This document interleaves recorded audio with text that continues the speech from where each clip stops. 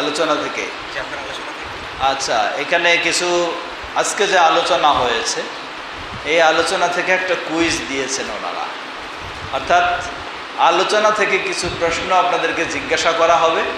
যদি প্রশ্নের জবাব আপনারা দিতে পারেন তাহলে তার জন্য পুরস্কার আছে। অতএব আলোচনাগুলি একটু মনে করুন, কি কি আলোচনা হয়েছে, কোন কোন বিষয়ে। কিছু প্রশ্ন এসেছে, সংক্ষিপ্ত কিছু জবাব দিয়ে আমরাই করব। প্রশ্ন করেছেন ধর্ম নিরপেক্ষতাবাদ ও জাতীয়তাবাদ সম্পর্কে ইসলাম কি বলে? জবাব সবাই জানেন, জানেন না? হ্যাঁ, এই ধর্ম নিরপেক্ষতাবাদ ও জাতীয়তাবাদ অবশ্যই ইসলাম পরিপন্থী, ইসলাম বিরোধী। কোনো মুসলিম কখনো ধর্ম নিরপেক্ষতাবাদে বিশ্বাসী হতে পারে না। কোনো মুসলিম কখনো জাতীয়তাবাদকেও প্রাধান্য দিতে পারে না। মুসলিমের প্রাধান্য দেওয়ার বিষয় হলো ইসলাম। ইসলাম যেখানে, আমি সেখানে। ভাষা দিয়েও মুসলিমকে বিভেদ সৃষ্টি করার সুযোগ নেই, যে এই বাঙালি, এই কি উর্দুভাষী, এই দিয়ে পার্থক্য করার সুযোগ নেই। ঠিক তেমনইভাবে জাতীয়তা, এই বাংলাদেশি ও হলো পাকিস্তানি, এটা দিয়েও পৃথক করার সুযোগ নেই। মুসলিম সে তার আত্মমর্যাদার বিষয় হলো ইসলাম। প্রশ্ন করেছেন ইসলামী ব্যাংকে চাকরি করা হারাম নাকি হালাল? জবাব, প্রশ্ন যদি ঠিক থাকে উত্তর হলো অবশ্যই হালাল। ইসলামী ব্যাংকে যদি হালাল না হবে তো কোথায় হালাল হবে? কথা খেয়াল করবেন। ইসলামী ব্যাংকে যদি হালাল না হয় তা হালাল কোন জায়গায় হবে? যদি ইসলামী ব্যাংক সত্যিই হয় তাহলে অবশ্যই হালাল। ইসলামী শাসন ব্যবস্থা রূপরেখা সম্পর্কে জানাবেন দয়া করে। খিলাফা ও রাজতন্ত্র সম্পর্কে ইসলাম কি বলে? ইসলামী শাসন ব্যবস্থার রূপরেখা আজকের আলোচনায় আমরা বলেছি, সকল ক্ষেত্রে আমাদের অবস্থান হলো সালাফদের অবস্থান যেখানে। কথা বুঝেছেন? সকল ক্ষেত্রে সালাফদের অবস্থা যেটা, আমাদের অবস্থান সেটা। রাসূল সাল্লাল্লাহু আলাইহি ওয়াসাল্লামের জীবনে রাষ্ট্রীয় ইসলাম, ইসলামী রাষ্ট্রও ছিল, ইসলামী রাষ্ট্র ছাড়াও ছিল। ছিল না? মক্কা জীবনে রাষ্ট্র ছিল? ছিল না। আবার মদিনার জীবনে রাষ্ট্র ছিল কি না? ছিল। তো রাসূল সাল্লাল্লাহু আলাইহি ওয়াসাল্লাম হলেন আমাদের মডেল। আলাইকুম বিসুন্নতি ওয়া সুন্নাতি আল খুলাফা আর রাশিদিন, তারাই আমাদের মডেল। তাদেরকে আমরা সামনে রেখে যেখানে যে অবস্থা, সেই অবস্থায় তাদেরকে সেট করে আমরা সেটাই ফলো করব। এটা হলো আমাদের অবস্থা। খেলাফা ও রাজতন্ত্র সম্পর্কে ইসলাম কি বলে? ইদানিং দেখা যায় কিছু ব্যক্তি আমাদের খেলাফত চাই বলে। কিসের খেলাফত চায় জানি না, তারা কি বুঝে ইসলাম। আল্লাহ রাসূল সাল্লাল্লাহু আলাইহি ওয়াসাল্লাম বলেছেন খেলাফা থাকবে কত বছর? 30 বছর। এরপর আর খেলাফত নাই। তাহলে আপনি এখন জোর করে খেলাফত চাইলে কি খেলাফত পাবেন নাকি জীবনে? খেলাফতের সীমারেখা রাসূল সাল্লাল্লাহু আলাইহি ওয়াসাল্লাম বলে দিয়েছেন খোলাফায়ে রাশিদিনের 30 বছর। এরপর নেই। এরপর অবশ্যই মুলুক, অবশ্যই এটা। এখন এরপর এটা গেল এক। সুতরাং এই খেলাফা বলে কিছু মানুষদেরকে, বিশেষ করে যুবকদেরকে ভিন্ন দিকে আকারে। আরও তো কিছু কমন জিনিস আছে, কি গাজওয়াই হিন্দ। হ্যাঁ, গাজওয়াই হিন্দ। কোথায় কোন যুবক গাজওয়াই হিন্দ দিয়ে তারে যুদ্ধের জন্য রেডি করে নিয়ে যায়, অথচ কি খুঁজে দেখেন 5 ওয়াক্ত সালাতও ঠিক মতো আদায় করে না। আর গাজওয়াই হিন্দের জন্য স্বপ্ন দেখছে সকাল বিকাল।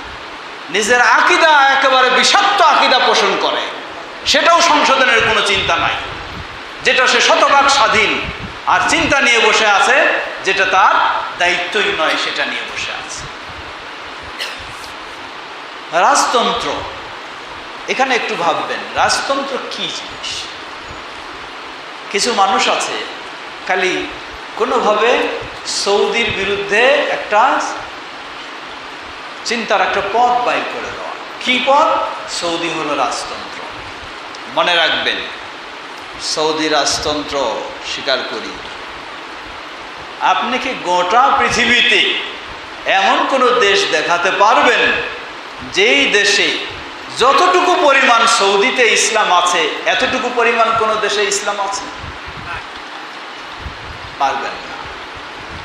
তাহলে যদি না পারেন, দেখাবেন ইসলামী রাষ্ট্র আছে যারা আপনার কোরআনও মানে না, হাদিস তো দূরের কথা। ইসলামী রাষ্ট্র আছে যারা আপনার কি মানে না, কোরআনও মানে না, হাদিস তো দূরের কথা। কোথায় সেটা? এই সব সাইনবোর্ড খালি দেখে ধোঁকা খেলে চলবে না। আমরা কখনো বলি না অন্ধভাবে যে সৌদি মানুষ বা শাসক যারা রয়েছে তাদের কোনো ভুল নাই। অবশ্যই ভুল থাকবে, ভুল আছে, ভুলকে ভুল বলবেন আপনি, কিন্তু ভুলের কারণে ভালোটাকে আপনি উড়িয়ে দিবেন, এটা কখনো হতে পারে না। ভালোটাকে ভালো বলতে হবে, ভুলটাকে ভুল বলবে। পৃথিবীর বুকে যতটুকু রাষ্ট্রীয়ভাবে তাওহীদ আছে, রাষ্ট্রীয়ভাবে শিরক মুক্ত আছে, একটি দেশ বলবেন সেটি হলো সৌদি আরব, এছাড়া বলতে পারবেন না। দেখান আপনি কোথায় আছে। তাহলে তো রাজতন্ত্র সমস্যার দিক, তাই না? কেন? ওই যে ইরানের রাজতন্ত্র নাই, আর সৌদি আরবে কি আছে? রাজতন্ত্র আছে। এই জন্য খালি চিন্তাটা ওই দিকে, খালি চিন্তাটা ওই দিকে। ইরানের মতো দেশেও কি নাই? রাজতন্ত্র নাই। আর সৌদির মতো দেশে রাজতন্ত্র। রাজতন্ত্র বিষয়টা বড় বিষয় নয়, বড় বিষয় হলো আপনার শাসন ব্যবস্থা, বিধিবিধান কিসের।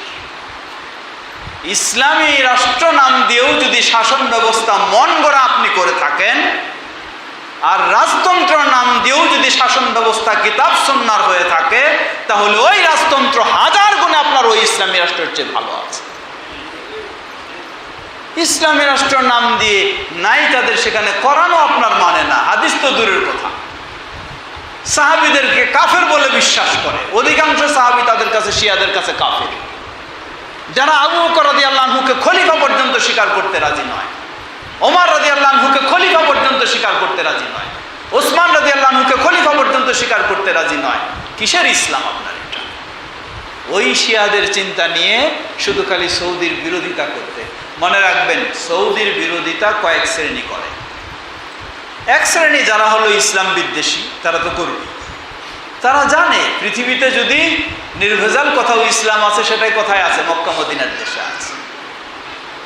এই জন্য তারা মক্কা মদিনার দেশটাকে এক নম্বরে রাখবে। দুই নম্বর, যত রকমের বেদাতি আছে, সব বেদাতি, মাজার পূজারি, কবর পূজারি, কখনো কোনোদিন তারা সৌদি আরবকে ভালোবাসবে না। কারণ সৌদি আরবে কি নাই? মাজার পূজা ছিল নাই, ছিল নাই, ছিল নাই মানে ইসলামী হিস্ট্রি খুঁজে দেখুন। আমাদের একজন বিজ্ঞ মানুষ আছেন এখানে, উনিও বলবেন সৌদি আরবে এই উসমানী খেলাফত যখন ছিল তখনও বাকি কবরস্থানে কবর পূজা ছিল। সাহাবীদের কবরগুলিকে কেন্দ্র করে কবর পূজা হতো। এই ধরনের হতো, আপনি গেছেন মদিনা জিয়ারত করতে, আপনি এত টাকা দেন, তাহলে এই কবরের কাছে আপনাকে যেতে দেওয়া হবে, ওখানে আপনাকে যেতে দেওয়া হবে। এই কবর পূজা ছিল ওই উসমানী খেলাফতের সময়। কিন্তু এই সৌদি আরবের এই রাষ্ট্র প্রতিষ্ঠা হওয়ার পরে সেই কবর পূজাও যখন নাই, এই জন্য বড় ব্যথা লাগে। কি ব্যথা লাগে? মাজারগুলি সব ভেঙে শেষ করে দিয়েছে। হ্যাঁ, বড় ব্যথা লাগে। মাজারগুলি সব কি করেছে? ভেঙে দিয়েছে, মাজার রাখে না। এটা খুব ব্যথা লাগে। এত বড় ইমানদার মানুষ, কথা বুঝেছেন তো? ভিতরে যখন বেদাত দিয়ে ভরপুর হবে আর শিরকে আকীদা দিয়ে ভরপুর হবে, তখনই এই কথাগুলি বের হবে। ভুলকে ভুল অবশ্যই বলবো। সৌদি আরবের যারা রাষ্ট্রীয় ক্ষমতায় আছে, দায়িত্বে আছেন, তারা তো ফেরেশতা, তাই না? হ্যাঁ, ভুল হবে, অবশ্যই ভুল হবে। কিন্তু আপনাকে যে আপনি এত করছেন, দেখবেন কোন জায়গায় কতটুকু আছে। আমরা চাই আপনি দোয়া করুন, চেষ্টা করুন, পরামর্শ দিন, সেটা যেন আরো শতভাগ হয়, সেটার পরামর্শ আপনি দিবেন, সেটার জন্য আপনি করবেন। আল্লাহ আমাদের বুঝার এবং সঠিক অবস্থানে থাকার তৌফিক দান করুন।